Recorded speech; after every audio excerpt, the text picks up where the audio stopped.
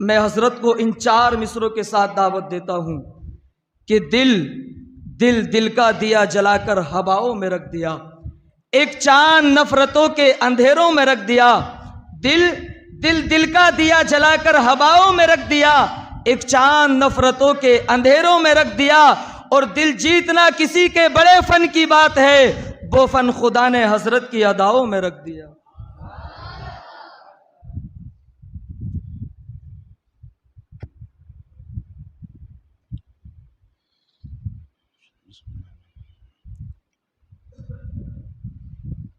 الحمد للہ رب العالمین والعاقبۃ للمتقین والصلاة والسلام علی سید الانبیاء والمرسلین وعلی آلہ واصحابہ اجمعین، اما بعد، اعوذ باللہ من الشیطان الرجیم، بسم اللہ الرحمن الرحیم۔ سبحان الذي أسرى بعبده ليلا من المسجد الحرام إلى المسجد الأقصى الذي باركنا حوله لنوريه من آياتنا إنه هو السميع البصير۔ صدق الله العظيم، صدق رسوله النبي الكريم۔ معزز و مقتدر علماء کرام، حاضرین اجتماع، عزیز بچوں، السلام علیکم رحمۃ اللہ وبرکاتہ۔ آئیے ہم سب مل کر آقا و مولا مدنی تاجدار دونوں عالم کے مالک و مختار حضور سیدنا احمد مجتبیٰ محمد مصطفیٰ صلی اللہ علیہ وسلم کی بارگاہ بے کس پناہ میں جس طرح میں درود پڑھاؤں، آپ بھی میرے ساتھ بآواز بلند پڑھیے، الصلاۃ والسلام علیک یا رسول اللہ، الصلاۃ والسلام علیک یا حبیب اللہ، الصلاۃ والسلام علیک یا نبی اللہ، الصلاۃ والسلام علیک یا نور اللہ، صلی اللہ تعالی علیہ وسلم۔ میں نے جس آیت کریمہ کو تلاوت کرنے کا شرف حاصل کیا، اللہ عز و جل اس کے سلسلے میں مجھے حق کہنے اور آپ سب کو حق سننے، اس پر عمل کر کے اسے عام کرنے کی توفیق عطا فرمائے۔ اعتکاف کی نیت کر لیں، نویت سنت الاعتکاف۔ جان ہے عشق مصطفیٰ روز فزوں کرے خدا، جس کو ہو درد کا مزہ ناز دوا اٹھائے کیوں، پھر کے گلی گلی تباہ سب کی ٹھوکریں کھائے کیوں، دل کو جو عقل دے خدا تیری گلی سے جائے کیوں۔ ہمیں کرنی ہے شہنشاہ بطحا کی رضا جوئی، وہ اپنے ہو گئے تو رحمت پروردگار اپنی، کام وہ لے لیجئے تم کو جو راضی کرے، ٹھیک ہو نام رضا تم پہ کروڑوں درود، چاہتا ہے رضا شاکر غم زدہ، چاہتا ہے رضا شاکر غم زدہ، کہہ دو راضی ہیں ہم تم پہ بے حد سلام۔ میرے پیارے آقا صلی اللہ تعالی علیہ وسلم کے پیارے دیوانوں، آج کی شب بڑی ہی مبارک شب ہے، یہ دعاؤں کی قبولیت کی شب ہے۔ اس شب میں جاگ کر رب کی رضا کے لیے نوافل کی کثرت کر کے اگر ہم اللہ کی بارگاہ میں مانگتے ہیں تو یقیناً ہمارا اللہ ہماری دعائیں قبول فرماتا ہے، ہماری بخشش بھی فرماتا ہے اور ہماری حاجتیں بھی پوری فرماتا ہے، بشرط ہے کہ بندہ اخلاص کے ساتھ اپنے اللہ کی بارگاہ میں مانگے۔ سستی کاہلی تو ہر انسان کے پاس ہوتی ہے، لیکن ان راتوں میں خاص کر اپنی سستی اور کاہلی کو دور کرنا ہے، اس لیے کہ یہ آفر والی راتیں ہوتی ہیں، یہ جو ہے خاص راتیں ہوتی ہیں جس میں اللہ تبارک و تعالیٰ زیادہ عطا فرماتا ہے. تو ایسے وقت میں سستی نہیں کرنا ہے. جب ایک کا دگنا ملتا ہو تو ایسے وقت میں سستی نہیں کرنا ہے، بلکہ خوب اللہ کی رحمت کو لوٹنے کی کوشش کرنا ہے. اپنے نام اعمال میں نیکیاں اکٹھا کرنے کی کوشش کرنا ہے. پتہ نہیں پھر آنے والا دن ہمارا ہوگا یا نہیں ہوگا، ہم زندہ رہیں گے یا نہیں رہیں گے، یا 8 دن بعد ہمارا انتقال ہو جائے یا مہینے بعد انتقال ہو جائے، شب برات ملے یا نہ ملے، کون ہم میں سے جانتا ہے. کسی کو بھی موت کی گارنٹی نہیں ہے. میرے پیارے آقا صلی اللہ تعالی علیہ وسلم کے پیارے دیوانوں، حضور علیہ السلام کو اللہ نے معراج کرائی تو اس کا تذکرہ قرآن مقدس میں اللہ نے بیان فرمایا.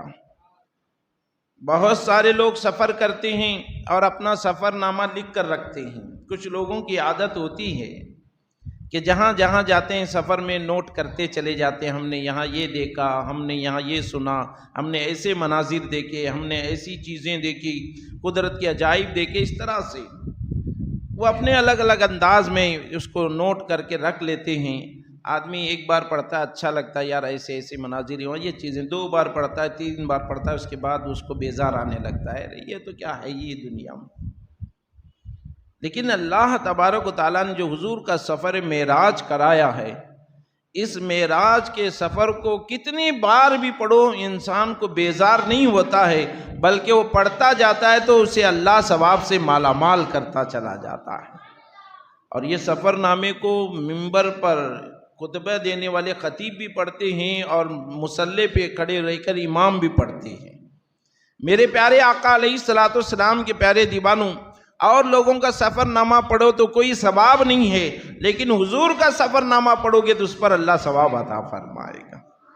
میرے پیارے آقا صلی اللہ علیہ وسلم کے پیارے دیوانوں، حضور صلی اللہ تعالیٰ علیہ وسلم کو معراج ہوئی، اللہ نے اپنی بارگاہ میں بلایا تو فرمایا گیا اس وقت میں جو دن بیتا تھا حضور کا، فرمایا گیا کہ کفار و مشرکین کی طرف سے حضور کو بہت تکلیف ہوئی تھی. اس دن کوئی بھی اسلام قبول نہیں کیا تھا.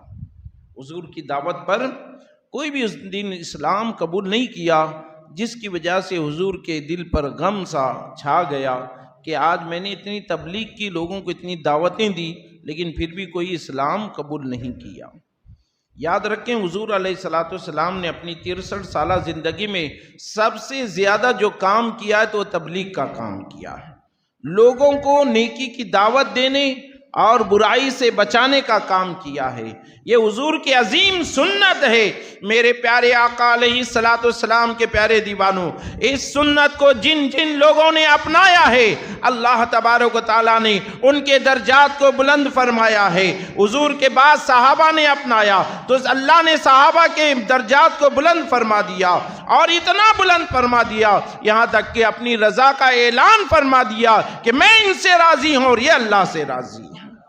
میرے پیارے آقا علیہ السلام کے پیارے دیوانوں، تابعین نے اس سنت کو ادا کیا، لوگوں کو نیکی کی دعوت دیتے رہے، برائی سے روکتے رہے. تبع تابعین نے یہ کام کیا، ائمہ مجتہدین نے یہ کام کیا، ہمارے اسلاف کے بزرگان دین نے کام کیا، غوث العظم دستگیر نے یہ کام کیا، غریب نواز نے یہ کام کیا. میرے پیارے آقا علیہ السلام کے پیارے دیوانوں، اولیاء کرام جو اس کام کو انجام دیتے رہے، اللہ نے ان کے مرتبے کو اونچے فرمایا، اور ان کے نقش قدم پر جو چلتے رہے گا قیامت تک اللہ اسے رتبے عطا فرماتا رہے گا، اس کے درجات کو بلند فرماتا رہے گا. میرے پیارے آقا صلی اللہ علیہ وسلم کے پیارے دیوانوں، علماء اہل سنت الحمدللہ اسی سنت کو ادا کرتے ہیں کہ وہ روزانہ درس دیتے ہیں. مسجد جمعہ کے دن جو ہے قرآن و حدیث سے موتیوں کی طرح، ہیرے کی طرح چن کر آپ کے سامنے قرآن کی آیتیں، احادیث مبارکہ بیان کرتے ہیں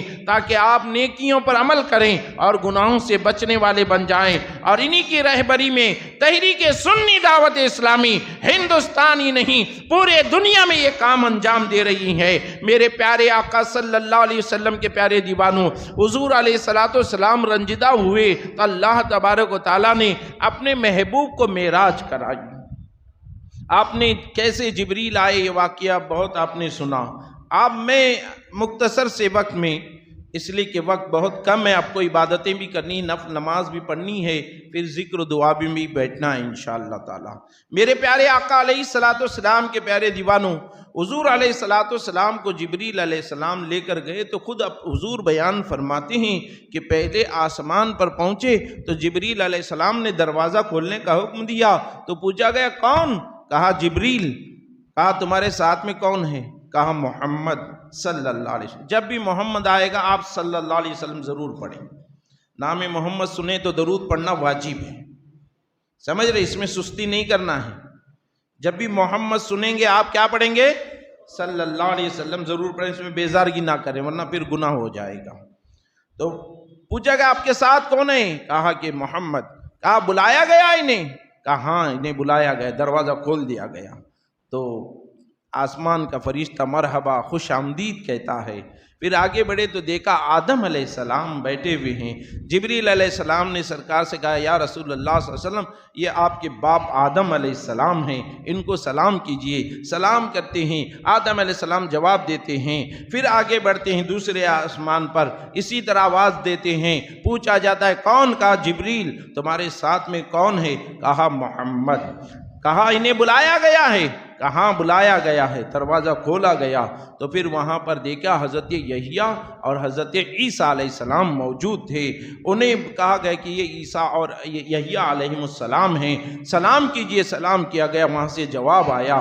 پھر آگے اس طرح سے بڑھتے چلے گئے۔ میرے پیارے آقا علیہ الصلوۃ والسلام کے پیارے دیوانوں، تیسرے آسمان پر یوسف علیہ السلام سے ملاقات ہوئی، چوتھے آسمان پر حضرت ادریس علیہ السلام سے ملاقات ہوئی، پانچویں آسمان پر حضرت ہارون علیہ السلام سے ملاقات ہوئی، چھٹے آسمان پر حضرت موسیٰ علیہ السلام سے ملاقات ہوئی، ساتویں آسمان پر حضرت ابراہیم علیہ السلام سے ملاقات ہوئی۔ ان ملاقاتوں کے بعد سدرۃ المنتہا تک پہنچے، جبریل علیہ السلام رک گئے۔ سرکار نے فرمایا جبریل اور آگے بڑھو۔ کہا یا رسول اللہ اب اس سے آگے نہیں جا سکتا، میری حد یہاں تک ہی ہے، میں آگے نہیں جاؤں گا، اگر آگے بڑھوں گا تو میرے پر جل جائیں گے۔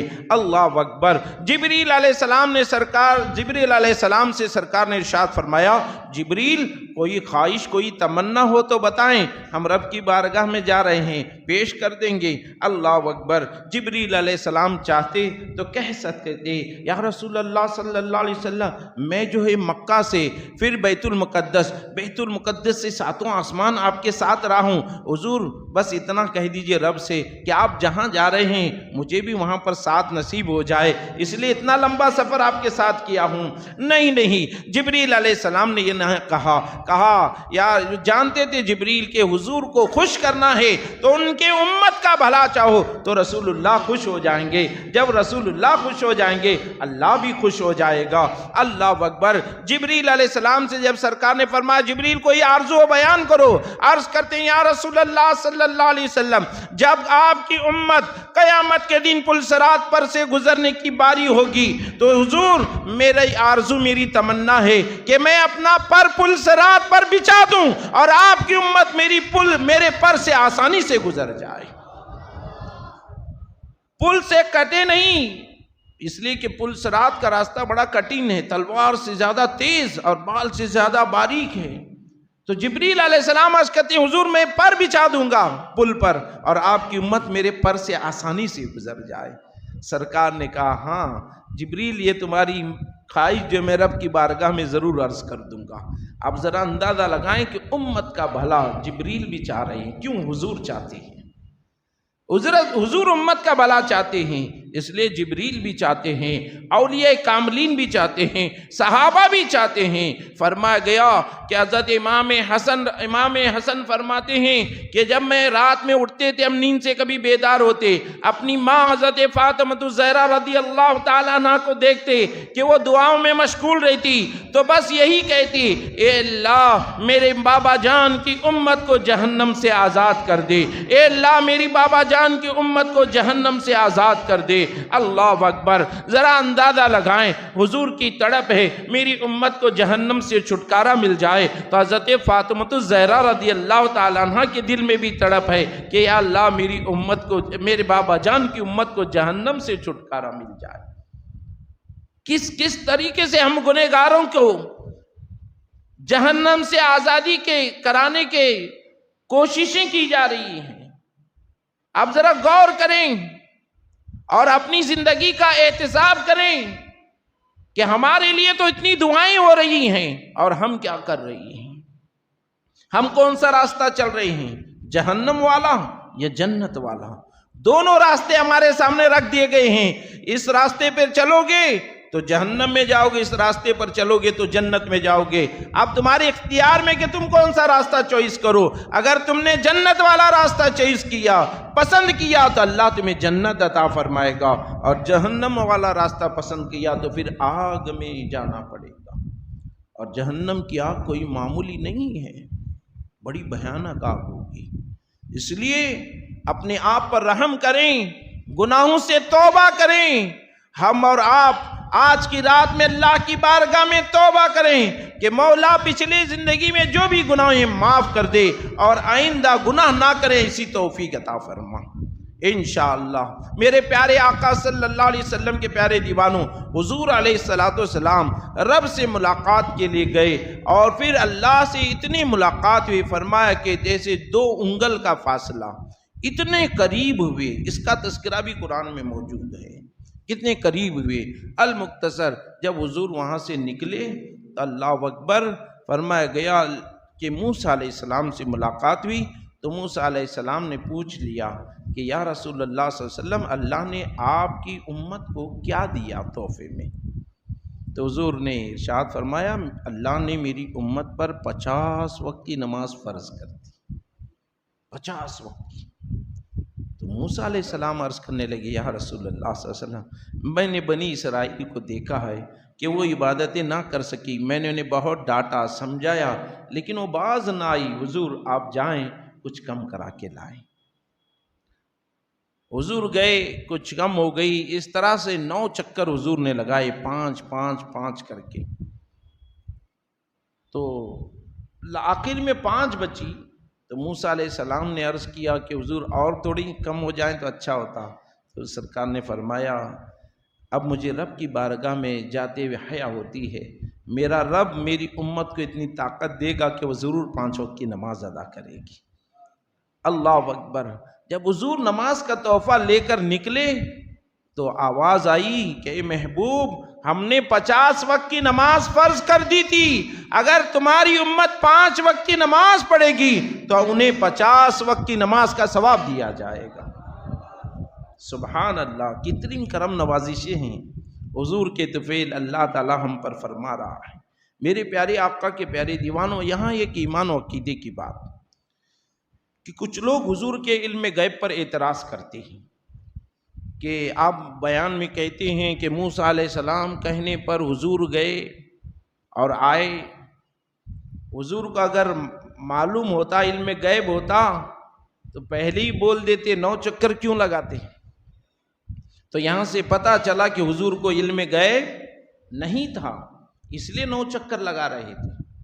तो मेरे प्यारे आका अलैहिस्सलाम के प्यारे दीवानों, बहुत सारी बातें कुछ समझ में नहीं आती हैं, कुछ हिकमतें होती हैं, लेकिन उसे समझने वाले ही समझ सकते हैं, वरना अकल के घोड़े दौड़ाने वाले लोग सिर्फ अकल से सोचते हैं, रूहानी तौर पर नहीं सोचते। अब जब सवाल हुजूर के इल्म गैब पे हो रहा है कि मूसा अलैहिस्सलाम के कहने पर 9 चक्कर लगाए और फिर हुजूर के इल्म गैब नहीं था, होता तो कहते अल्लाह जब 50 के 5 होने हैं तो ये 9 चक्कर क्यों लगा रहा है, एक बार में 5 दे दे, अल्लाह से मांग कर ले आते। तो इल्म गैब नहीं है, इसीलिए हुजूर चुप जाते आते रहे। तो अब यहाँ एक बात उनसे मैं कहना चाहता हूँ, जब हुजूर के इल्म गैब पर तुम एतराज़ कर रहे हो, यही एतराज़ तो अल्लाह के भी इल्म गैब पे हो सकता है। क्या अल्लाह को इल्म गैब नहीं था? माज़अल्लाह। क्या अल्लाह को मालूम नहीं था कि 50 के 5 होने हैं? तो अल्लाह 50 क्यों दिया, 9 चक्कर क्यों लगाया? पहले ही बोल देता, महबूब 50 के 5 होने वाले हैं, एक ही बार में ले जाओ। अगर कोई अल्लाह के इल्म गैब पर एतराज़ करेगा तो उसका ईमान ही चला जाएगा, ईमान ही चला जाएगा। तो अल्लाह का तो इल्म गैब ज़ाती है और हुजूर का इल्म गैब अल्लाह की अता से है। تو اللہ کا علم غیب ذاتی ہے، اس کا تو ہے ہی ہے، وہ جانتا ہی ہے، لیکن پھر 9 چکر کیوں لگائے گئے؟ تو علماء کرام، مفسرین کرام، محدثین فرماتے ہیں کہ 9 چکر لگانے کا مطلب یہ تھا کہ موسیٰ علیہ السلام نے کوہ طور پر اللہ کو دیکھنے کی گزارش کی تھی کہ اللہ میں تجھے دیکھنا چاہتا ہوں، تو اللہ تعالیٰ نے کوہ طور پر نور کی ایک تجلی ڈالی، جس کی روشنی کو دیکھ کر موسیٰ علیہ السلام بے ہوش ہو گئے، بے ہوش ہو گئے تھے، اور ان کے آنکھوں میں اتنی روشنی آ گئی کہ وہ آنکھ پر کپڑا ڈال کر چلتے تھے۔ ان کی بیوی نے اصرار کیا، ایک بار کہا کہ آپ اپنی آنکھیں دکھائیے، میں آپ کی آنکھ میں اللہ کے اس نور کی تجلی کو دیکھنا چاہتی ہوں۔ انہوں نے کہا تم نہیں دیکھ سکو گی، رہنے دو، ایسے ہی رہو، ابھی مت دیکھو۔ کہا کہ نہیں میں دیکھنا چاہتی ہوں۔ کہا اچھی بات ہے، دیکھو پھر نقصان ہو گیا تو مجھے مت بولنا۔ کہا کہ نہیں چلے گا۔ کہا تو ایک آنکھ بند کیا اور انہوں نے آنکھ اٹھائی، پردہ ہٹایا تو دیکھا تو آنکھ کی روشنی چلی گئی۔ تو کہا کہ کچھ نہیں دکھ رہا ہے۔ کہا میں دوسری آنکھ سے دیکھ۔ کہا کہ نہیں اب تو یہ دیکھ لیا ایک آنکھ، نہیں میں دوسری آنکھ بھی دیکھوں گی۔ کہا دوسری آنکھ سے بھی دیکھا نور الہی کو حضرت موسیٰ علیہ السلام کی آنکھ میں، تو دیکھ نہ سکی، پھر جو ہے وہ بے ہوش ہو گئی، یا تو ان کی آنکھوں کی روشنی دکھائی نہیں دینے لگا۔ تو موسیٰ علیہ السلام کہنے لگے میں نے پہلے ہی کہا تھا کہ مت دیکھنا، تم نے اصرار کیا، اب آنکھیں چلی گئیں، دکھ نہیں رہا ہے۔ کہا یہ 2 آنکھیں کیا ہیں؟ اگر اللہ 100 آنکھ دے گا تو اس کی نور کی تجلی دیکھنے کے لیے میں 100 آنکھیں بھی قربان کرنے کے لیے تیار ہوں۔ اللہ اکبر۔ تو موسیٰ علیہ السلام کی خواہش تھی اللہ کو دیکھوں، نہ دیکھ سکے، تو اللہ تعالیٰ حضور کے ذریعے موسیٰ علیہ السلام کی وہ خواہش کو پوری فرما رہا تھا کہ رب کی بارگاہ میں حضور ڈائریکٹ جاتے، اللہ کی نور کی تجلی کو دیکھتے، تو ان کی اللہ کی نور کی تجلی کو حضور کی آنکھوں میں موسیٰ علیہ السلام دیکھتے، کہتے حضور پھر ایک بار جائیے، پھر ایک بار جائیے۔ پھر اس طرح سے جاتے رہے، آتے رہے۔ اللہ کے دیدار کی طرف موسیٰ علیہ السلام پر اتنی تھی، وہ بار بار اصرار کر رہے پھر جائیے، پھر جائیے۔ تو حضور نے کہا نہیں اب میں نہیں جا سکتا۔ میرے پیارے آقا صلی اللہ علیہ وسلم کے پیارے دیوانوں، اللہ کی عطا سے حضور کو علم غیب ہے، ایسا نہیں کہ نہیں ہے، بلکہ اللہ نے دیا ہے، یہ یقین رکھیں۔ اور یہ معراج بھی حق ہے، اس کا انکار کرنے والے گمراہ ہیں، سمجھ رہے، اس کا انکار کرنے والے گمراہ ہیں۔ میرے پیارے آقا صلی اللہ علیہ وسلم کے پیارے دیوانوں، پھر معراج کی رات میں حضور کو بہت سارے عجائب دکھائے گئے، بہت سارے عجائب دکھائے گئے۔ ایک شخص کو دیکھا لیٹا ہوا ہے اور اس کے سرہانے ایک شخص کھڑا ہے اور بہت وزن پتھر لیے اور اس کے سر پہ مارتا ہے، تو سر پہ جیسی مارتا ہے چکنا چور ہو جاتا ہے، پتھر دور جاتا ہے، وہ شخص جاتا ہے لانے کے لیے واپس، اب جیسی لاتا ہے پھر سر صحیح ہو جاتا ہے، پھر مارا جاتا ہے۔ اللہ اکبر۔ اس منظر کو دیکھ کر سرکار فرماتے ہیں جبریل یہ کیا معاملہ ہے؟ جبریل علیہ السلام عرض کرتے ہیں یا رسول اللہ صلی اللہ علیہ وسلم یہ ان لوگوں کا حشر ہے جو اللہ کی بارگاہ میں سر نہیں جھکاتے ہیں، سجدے نہیں کرتے ہیں۔ میرے پیارے آقا صلی اللہ تعالی علیہ وسلم کے پیارے دیوانوں، یاد رکھنا سجدے اگر نہیں کر رہے ہو تو اس پر خوش مت ہونا، افسوس کرنا۔ اسی لیے فرمایا گیا کہ اللہ جب بندے سے ناراض ہوتا ہے تو اسے روٹی اور پیسہ کپڑے نہیں چھینتا ہے، بلکہ اسے سجدوں کی توفیق چھین لیتا ہے، اس سے سجدوں کی توفیق چھین لیتا ہے۔ اگر وقت پر نماز نہیں پڑھ رہے ہو، نمازوں کو نہیں جا رہے ہو، کثرت سے عبادت نہیں کر رہے ہو، تو سمجھ لینا کہ کہیں اللہ تم سے ناراض تو نہیں ہے۔ مال ہے، فروانی ہے، بنگلے ہیں، گھر ہے، بڑی بڑی گاڑیاں ہیں، تو یہ تو ہیں، لیکن سجدوں کی توفیق نہیں ہو رہی ہے تو سمجھ لینا کہ اللہ ناراض ہو گیا ہے۔ اسی لیے تو حضور نے فرمایا اگر رب ناراض ہوتا ہے تو روٹی پیسہ نہیں چھینتا ہے، اس سے سجدوں کی توفیق چھین دیتا ہے۔ تو میرے پیارے آقا صلی اللہ علیہ وسلم کے پیارے دیوانوں، رب کی بارگاہ میں سر نہ جھکانے والوں کا انجام دکھایا گیا کہ انہیں پتھر سے کچلا جا رہا ہے۔ اللہ اکبر۔ کتنی تکلیف ہوتی ہوگی، کیسے برداشت کر سکیں گی؟ ذرا غور کریں، ہم اگر نماز نہیں پڑھتے ہیں تو اپنے آپ پر رحم کریں، یا ہماری اولاد نہیں پڑھتی ہے، ہمارے رشتہ دار نہیں پڑھتے ہیں، ہمارے محلے والے نہیں پڑھتے ہیں، تو ان پر بھی رحم کریں کہ ان کو بھی یہ عذاب میں مبتلا کیا جائے گا، تو قیامت کے دن کیا ہم دیکھ سکیں گے؟ نہیں۔ میرے پیارے آقا علیہ الصلوۃ والسلام کے پیارے دیوانوں، اللہ نے ہمارے دل میں محبت رکھی ہے۔ آج اگر کسی غلطی سے کوئی آدمی گاڑی لے کے اسکیٹ ہو کے گر جاتا ہے تو فوراً ہم لپک کے بھاگ کے چلے جاتے ہیں، یہ نہیں دیکھتے کہ اپنا بھائی ہے، رشتہ دار ہے، اپنی ذات کا یا دوسری ذات کا ہے، کچھ بھی پرواہ نہیں کرتے ہیں، فوراً دوڑے جاتے ہیں اور اسے اٹھانے کی کوشش کرتے ہیں، اسے بٹھانے کی کوشش کرتے ہیں، کوئی پانی پلا رہا ہے، کوئی سائیڈ میں لے رہا ہے، کوئی ہاسپٹل جانے کی رائے دے رہا ہے۔ اللہ اکبر، وہ نہ رشتہ دار ہے، نہ ہمارا دوست ہے، نہ ہمارا بھائی ہے، پھر بھی اس پہ مہربانی کیوں ہو رہی ہے؟ اس لیے کہ اللہ نے محبت ہمارے دلوں میں رکھی ہے، انسان سے محبت رکھی ہے۔ آپ ذرا دیکھیں، اگر آگ میں سامنے بہت ساری آگ رکھی ہے اور ہمارا ننھا بچہ ہے، وہ اگر نادانی میں جا رہا ہے تو ہم فوراً دوڑتے ہوئے جاتے ہیں یا چلاتے ہیں، دوسروں کو کہتے ہیں فوراً پکڑ لو اس کو، وہ آگ کے قریب جا رہا ہے، اگر آگ میں جائے گا تو جل جائے گا۔ بولو ہوتا ہے کہ نہیں ہوتا ہے؟ اگر انسان نہیں، جانور کا بھی بچہ نادانی میں جا رہا ہے، نہ سمجھی میں آگ کی طرف، تو ہمیں دیکھا نہیں جاتا ہے، فوراً آگے بڑھتے ہیں اور اس بچے کو آگ میں گرنے سے روکنے کی کوشش کرتے ہیں۔ بولو ہوتا ہے کہ نہیں ہوتا ہے ایسا؟ اب مجھے بتائیں، قیامت کے دن ہمارے بھائی بہن بیوی بچے رشتہ دار پڑوسی اگر بے نمازی ہوں گے، ان کے سروں کو کچلا جائے گا، تو کیا ہم دیکھ سکیں گے؟ کیا ہماری آنکھوں میں طاقت ہوگی؟ جب دنیا میں ہم نہیں دیکھ سکتے تو آخرت میں کیسے دیکھ سکیں گے؟ میرے پیارے آقا صلی اللہ علیہ وسلم کے پیارے دیوانوں، اور یہ درد برداشت کرنے کی طاقت ہمارے اندر بھی نہیں ہے، نہ ہمارے بچوں کے اندر ہے، نہ ہمارے رشتہ داروں کے اندر ہے، کیسے برداشت کر سکیں گے؟ معمولی پتھر کی چوٹ غلطی سے لگ جائے تو ہم فوراً ڈاکٹر کے پاس جاتے ہیں، دوائی لیتے ہیں، اس پہ کچھ علاج کر لیتے ہیں کہ کسی بھی طرح سے درد کم ہو جائے، درد نہ ہونے پائے۔ اب وہ قیامت کے دن نہ بھائی کام آئے گا، نہ رشتہ دار کام آئیں گے، نہ دوست کام آئے گا، کوئی کام نہیں آئے گا۔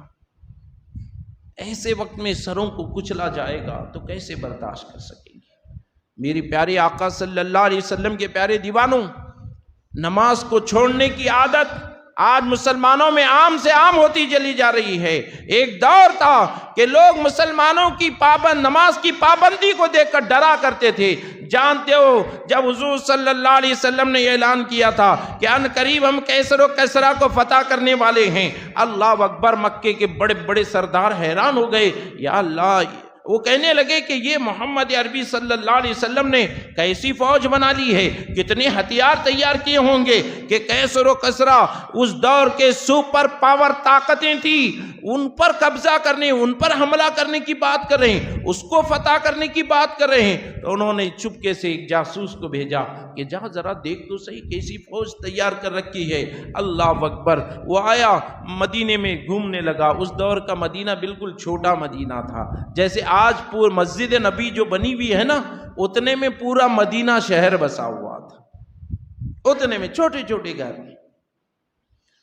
تو آ کے پورا گھوم لیا، لیکن دیکھا کہ اس نے دوپہر تک گھومتا رہا، کچھ بھی نظر نہیں آ رہا، نہ فوج دکھ رہی ہے، نہ اسلحے دکھ رہے ہیں، کوئی تیاری والے گڑان وغیرہ کچھ نہیں دکھ رہے۔ پریشان ہو گیا کہ پھر حضور نے کیسر و کسرا فتح کرنے کی کیسے بات کہی؟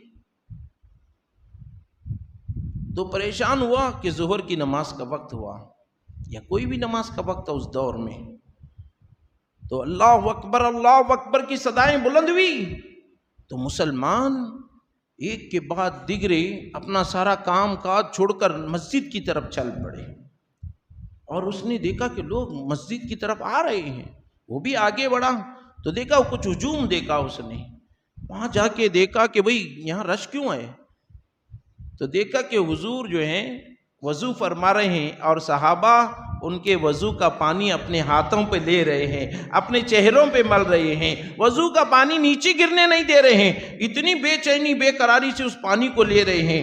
اس حالت کو دیکھا، اللہ اکبر، اور جب امامت کی گئی تو اللہ اکبر کہہ کر تو حضور آگے ہیں، سارے صحابہ پیچھے ہیں، اللہ اکبر کہتے ہی رکوع میں جا رہے ہیں، اللہ اکبر کہتے ہی سجدے میں جا رہے ہیں، ایک آواز پر اتنے برابر کے ساتھ جا رہے ہیں۔ اب اس منظر کو دیکھا اور جا کر مکہ کے کافروں سے کہا یقیناً وہ کیسر و کسریٰ فتح کر لیں گے۔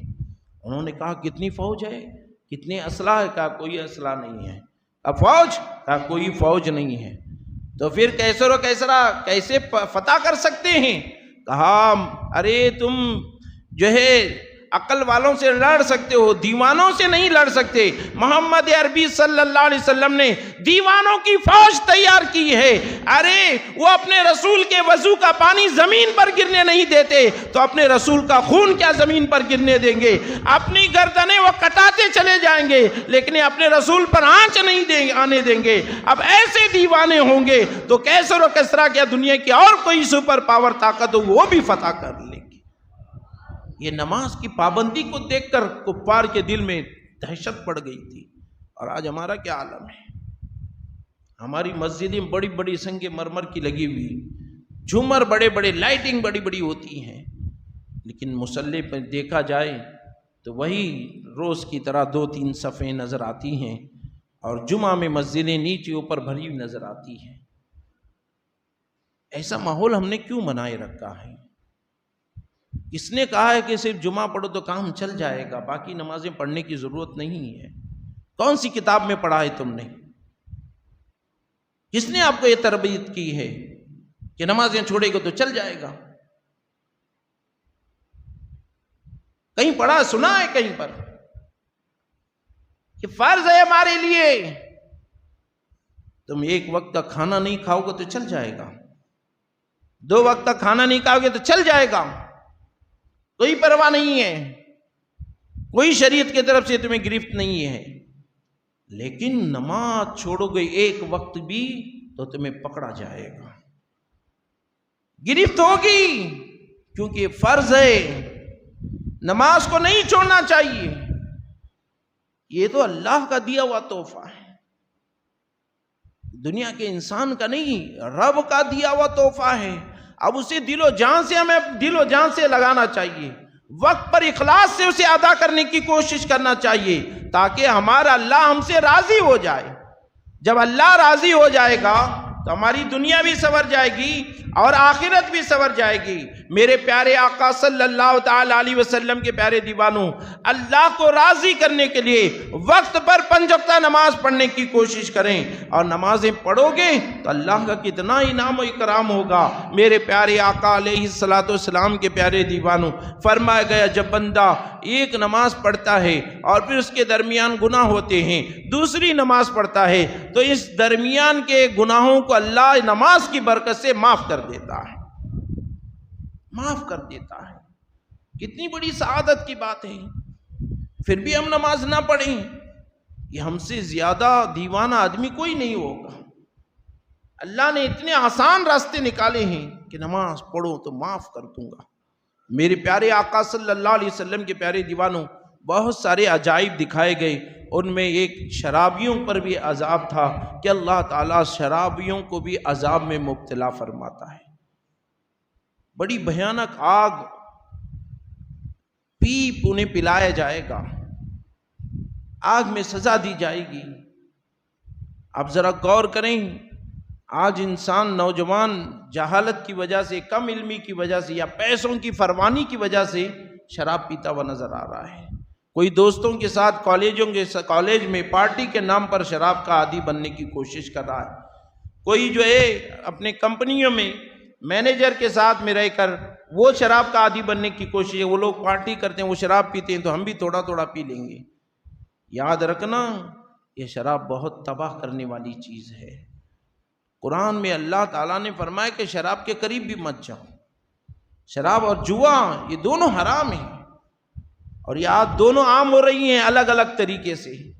اب وہ جوئے موبائل میں آ گیا ایک گیم جوئے کا، 4 لوگ کھڑے منڈی جھانکیں، 8 لوگ کھڑے اس میں کھیلتے رہتے ہیں، گھنٹوں ٹائم ضائع کرتی۔ جو کرنے کا حکم ہے وہ نہیں کر رہے، اور جو نہیں کرنے کا ہوں شوق سے کرتے چلے جا رہے ہیں۔ ایسی قومیں آغاز کب آئیں گی؟ کب ترقی کر سکو گے تم؟ یاد رکھنا ایسی قومیں کبھی کامیاب نہیں ہوتی ہیں جو اپنے اللہ اس کے رسول کی نافرمانیاں کرتی ہیں۔ میرے پیارے آقا صلی اللہ علیہ وسلم کے پیارے دیوانوں، ایک عورت کا ایک عابد انسان پر دل آ جاتا ہے اور اس نے اپنی نوکرانی سے، خادمہ سے اس عابد تک ایک پیغام بھیجا کہ تمہیں گواہی دینے کے لیے ہماری مالکن نے طلب کیا ہے، ایک احسان کرنا، آ کر گواہی دے دینا۔ وہ عابد انسان سیدھا تھا، اس نے کچھ سوچا نہیں، چلو اچھے کام کے لیے بلایا جا رہا ہے تو چلو گواہی دے کر کسی کی جان بچا لیں یا کس پر احسان کریں، تو وہ نکل آتا ہے۔ جیسے نکل آیا اسے دروازے میں اندر لے جانے لگے تو پیچھے یہ دروازہ بند، پھر آگے کا کھلا، پھر وہ اندر گیا بند، اس طرح سے وہ مالکن تک اس نے پہنچا دیا۔ اب وہ عورت بڑی بدکار عورت تھی، گنہگار عورت تھی، اس نے اپنا خیال اظہار کیا، کہا کہ ہم نے تمہیں کوئی گواہی کے لیے نہیں بلایا ہے بلکہ ہم تمہیں بدکاری کے لیے بلائے ہیں، گناہ کے لیے بلائے ہیں۔ تمہارے سامنے یہ لڑکا ہے، بچہ ہے، اسے جان سے مار دو، گلا گھونٹ دو، یا ہمارے ساتھ بدکاری کرو، زنا کرو۔ اس عابد انسان نے کہا نہیں، میں یہ نہیں کر سکتا، نہ ہی میں زنا کروں گا، نہ ہی اس بچے کو ناحق قتل کروں گا۔ کہیں شراب رکھی ہے، شراب تو پی لو۔ کہا یہ بھی حرام ہے، میں شراب نہیں پی سکتا۔ کہا اگر یہ اس میں سے تم تینوں کام نہیں کرو گے میں شور مچاؤں گی، لوگوں کو بتاؤں گی کہ جبرن میرے گھر میں گھس آیا اور مجھ پر جو ہے حملہ کیا، میری عزت لوٹنے کی کوشش کی، میں سب کو بتا دوں گی اور تمہاری عزت پوری مٹی میں مل جائے گی۔ وہ عابد انسان تھا، عبادت گزار تھا، اس نے سوچا کہ یار اب بات تو میں غلطی میں آ ہی گیا ہوں، بھولے پن میں اس نے گواہی کے لیے بلایا تو میں سیدھے آ گیا، چلو کسی پر احسان کر دے، لیکن اس نے یہاں پھنسا دیا مجھے، اب کیا کروں؟ اس نے سوچا قتل کروں گا تو بڑا گناہ ہے، زنا بھی بڑا ہے، چلو شراب ہی پی لیتا ہوں۔ اب شراب پینے لگا اور جب اتنی زیادہ پیا کہ اس کی ہوش چلی گئی۔ اب شراب کے نشے میں اس نے اس بچے کو بھی قتل کیا اور اس عورت کے ساتھ بدکاری بھی کی۔ اب ہوش آیا تو اس عورت نے کہا کیا بات ہے ابھی صاحب، آپ کو بچے کو قتل کرنے کے لیے کہیں تو نہیں کیا پہلے، اور پھر میرے ساتھ بدکاری کرنے کے لیے کہیں تب بھی نہیں کیا، اور شراب پی کر تم نے یہ سب کام کر لیے؟ تو وہ بڑا افسوس ہوا، اس کو بڑا نادم ہوا، اس نے کہا تو نے مجھے پھنسا دیا ہے اور تیری وجہ سے میں اللہ کے عذاب میں مبتلا ہو گیا۔ تو وہاں سے وہ نکل پڑا۔ بتانے کا مقصد یہ ہے کہ شراب ایسی چیز ہے کہ انسان نشے میں آتا ہے تو ایسے ناجائز کام کرنا شروع کر دیتا ہے، اس لیے اس سے بچنے کی کوشش کرنا ہے۔ اب دیکھیں آدمی شراب کا عادی ہو جاتا ہے تو لوگ اسے اپنے قریب نہیں لینا چاہتے، کوئی بھی اسے پاس نہیں لینا، دور کرتے ہیں، رشتہ دار تو دعوت تک بھی نہیں دیتے، یہ اسے نکو دعوت نہیں آیا گا تو بھی ہمارے لوگوں میں عزت جاتی ہے۔ بولو ہوتا ہے کہ نہیں ہوتا ہے؟ کوئی پاس نہیں لیتا ہے اس کو، کیونکہ اس کی بدبو آتی ہے اور اتنی بری چیزوں سے بنائی جاتی ہے کہ پیشاب تو اس کے سامنے پاک سمجھیے آپ، پیشاب تو بہتر ہے، اس سے زیادہ گندی چیزیں اس میں ملائی جاتی ہیں۔ اللہ اکبر، اتنی گری ہوئی چیز ملا کر وہ پلائی جاتی ہے، لیبل اچھا لگا کر دینے میں انسان پیتا ہے۔ خدا را اس وبا سے بھی اپنے بچوں کو، اپنے نوجوانوں کو، دوست احباب رشتہ داروں کو بچانے کی کوشش کیجیے۔ میرے پیارے آقا صلی اللہ تعالی علیہ وسلم کے پیارے دیوانوں، الحمدللہ تحریک سنی دعوت اسلامی، امیر سنی دعوت اسلامی دنیا بھر میں کوشش کر رہے ہیں اور ان کی محنتوں سے اللہ کا کرم ہے کہ بہت سارے نوجوان شراب سے بچ کر نمازی بنتے ہوئے نظر آ رہے ہیں۔ ماں باپ کے کل تک نافرمان تھا تو ماں باپ کا فرما بردار بنتا ہوا نظر آ رہا ہے، بے نمازی تھا تو نمازی بنتا ہوا نظر آ رہا ہے، داڑھی نہیں تھی تو چہرے پہ داڑھی رکھتا ہوا نظر آ رہا ہے۔ یہ اپنے علماء کرام مبلغین کی محنتوں کا نتیجہ ہے کہ آج الحمدللہ تحریک سنی دعوت اسلامی کے پلیٹ فارم سے بہت سارا دینی کام ہوتا ہوا نظر آ رہا ہے۔ آپ بھی اپنے ماتے کی آنکھوں سے دیکھتے ہیں کہ الحمدللہ اس مسجد میں ہر جمعہ بعد نماز عشاء افطاری مرکزی اجتماع ہوتا ہے، اور پڑوس میں آپ کے جو ہے مدرسہ بھی چل رہا ہے الحمدللہ، جو بچے یہاں پر بیٹھے ہوئے ہیں۔ میرے پیارے آقا علیہ الصلوۃ والسلام کے پیارے دیوانوں، اسی طرح دین کی بیداری لانے کے لیے، محبت رسول کے جام پلانے کے لیے عالمی تحریک سنی دعوت اسلامی شاخ ہبلی کی جانب سے 2 روزہ عظیم و شان سنی تربیتی اجتماع رکھا گیا ہے 10 اور 11 فروری کو۔ 10 فروری کو خواتین اسلام کے لیے صبح 10 سے شام 7 بجے تک رہے گا، اور 11 فروری کو مرد حضرات کے لیے صبح 10 سے رات کے 10 بجے تک رہے گا۔ اس میں خطاب کرنے کے لیے حضرت علامہ مولانا مفتی الشاہ مفتی نظام الدین صاحب قبلہ دامت برکاتہم العالیہ یوپی سے تشریف لا رہے ہیں، اور اسی کے ساتھ ساتھ داعی کبیر عطائے حضور مفتی اعظم ہند محمد شاکر علی نوری صاحب قبلہ امیر سنی دعوت اسلامی، یہ بھی تشریف لا رہے ہیں۔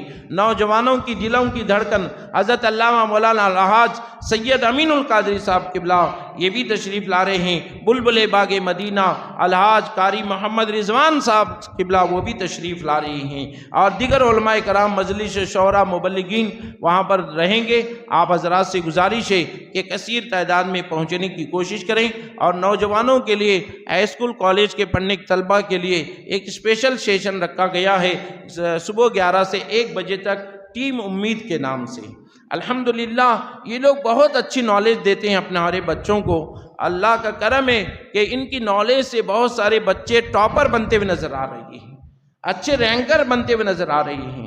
الحمدللہ بہت اچھا گائیڈ کرتے ہیں کہ پڑھائی کیسے آپ کو اچھا کرنی ہے، کون سا ٹائم کرنا ہے، کس ٹائم میں کریں گے تو آپ اچھا ذہن میں بیٹھے گی پڑھائی، کون سی پڑھائی پڑھیں گے تو آپ آگے بڑھ سکتے ہیں، اور کاروبار کون سا آپ چوائس کرنا ہے، کون سی نوکری چوائس کرنا ہے، یہ ساری باتیں الحمدللہ، انجینئر بننا ہے، ڈاکٹر بننا ہے تو کیسے آپ کو پڑھائی کب سے شروع کرنی پڑے گی اس کے لیے، یہ ساری باتیں الحمدللہ وہ بتاتے ہوئے نظر آتے ہیں۔ دین کے سانچے میں رہ کر دنیا کی باتیں بتاتے ہیں ماشاءاللہ۔ تو آپ اپنے بچوں کو اس دن جو ہے ضرور وہاں جلد سے جلد بھی بھیجنے کی کوشش کریں، اس کا بڑا فائدہ ہوگا انشاءاللہ تعالی۔ میرے پیارے آقا صلی اللہ علیہ وسلم کے پیارے دیوانوں، اور آج کی جو ہے نفل نمازیں ماشاءاللہ فرمایا گیا کہ شب معراج میں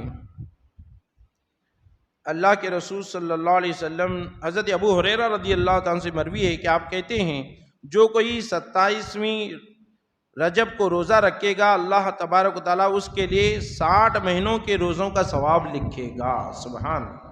اور یہی وہ دن ہے جس میں جبریل علیہ السلام حضور علیہ السلام کے پاس پیغام لے کر آئے، میرے پیارے آقا صلی اللہ علیہ وسلم کے پیارے دیوانوں۔ اور فرمایا گیا کہ سید عالم صلی اللہ علیہ وسلم نے ارشاد فرمایا جس نے ماہ رجب کا روزہ رکھا اس کے لیے اللہ تبارک و تعالیٰ 3 چیزیں اپنے ذمہ کرم پر لے لیا ہے۔ نمبر 1، اس کے گزشتہ سارے گناہوں کی معافی، اللہ اس کے گزشتہ زندگی کے سارے گناہوں کی معاف فرمائے گا، بقیہ عمر میں اس کے گناہوں سے حفاظت، اب جتنی زندگی بچی ہے اسے گناہوں کی حفاظت فرمائے گا، اور قیامت کے دن پیاس سے امان عطا فرمائے گا، سبحان اللہ۔ کس کے بارے میں کہا جا رہا ہے؟ جو ماہ رجب میں روزہ رکھتے ہیں۔